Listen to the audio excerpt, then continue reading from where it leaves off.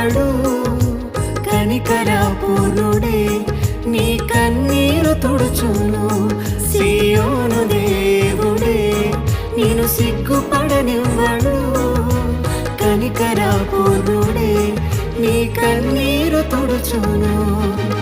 అసమానుడైన వాడు అవమానపరచడు నిన్ను. ఓటమి ఎరుగని మన దేవుడు